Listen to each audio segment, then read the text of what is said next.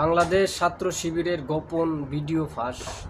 তো ছাত্র শিবিরের এই ভিডিওগুলা দেখেন, এই ভিডিও থেকে অনেক কিছু শিখতে পারবেন। শিবির কি করে, শিবির কি জিনিস, শিবিরের কাজগুলো কি, কিভাবে তারা কাজগুলো করে।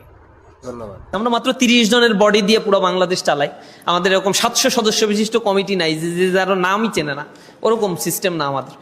পলিটিক্যাল অ্যাওয়ারনেস প্রয়োজন আছে, কিন্তু অতিমাত্রায় পলিটিক্যাল অ্যাফিলিয়েশন আমরা পছন্দ করি না, প্রতিবাদ করি। আমরা কোনো নেতার পেছনে ঘুরে ঘুরে সময় ব্যয় করাকে অপছন্দ করি।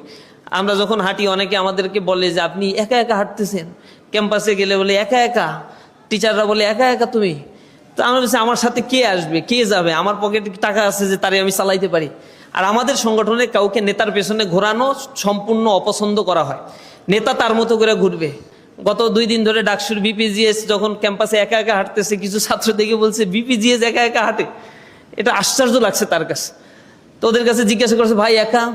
বুঝতে তো একাই তো, আমি তো ছাত্র, আমি একা দোকা পাবো কোথায়? দোকা চলতে গেলে তো পকেটে টাকা উল্লাপাল্টা ইনকাম করতে হবে। ডাকসুর বিপিজিএস এর তো উলট পালট ইনকামের সুযোগটা নাই, তার তো আসলেই স্কোপটা খুবই লিমিটেড।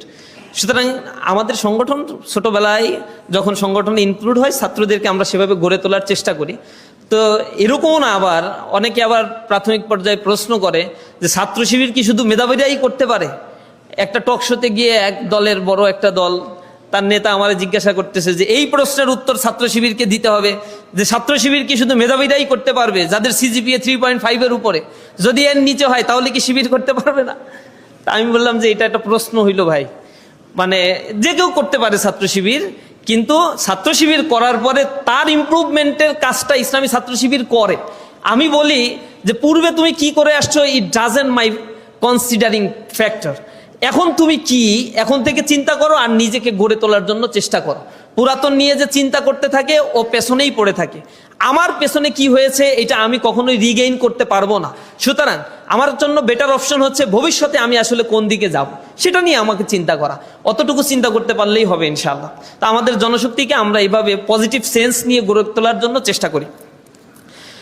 ইসলামী ছাত্র শিবিরে আমি কেন যোগ দেব তার যথাযুক্তি চাই। আর ইসলাম দলগুলো ইসলাম প্রচার করে, তাহলে বিভক্তি কেন দলগুলোর মধ্যে? একটা দল হয়ে কাজ করলেই তো হয়। ইসলামী ছাত্র শিবিরে যোগদান করতে তো আপনাকে আমি বলি না, আজকের প্রোগ্রাম থেকেও আপনাকে খুব হাত পাও ধরা হবে না। আমরা এরকম এই কিছুদিন আগে এপ্লাস সংবর্ধনা করেছি সারা বাংলাদেশে, এবং কৃতি শিক্ষার্থীদের নিয়েও সংবর্ধনা করছি। সেখানে শিক্ষার্থীরা লক্ষ লক্ষ 19 লক্ষ পরীক্ষার্থী অংশগ্রহণ করেছে, 13 লক্ষ পাশ করেছে আর 6 লক্ষ ফেল করেছে। ওই 6 লক্ষ নিয়েও আমরা প্রোগ্রাম করছি যে ফেল করছো কেন, পাশ করতে হবে।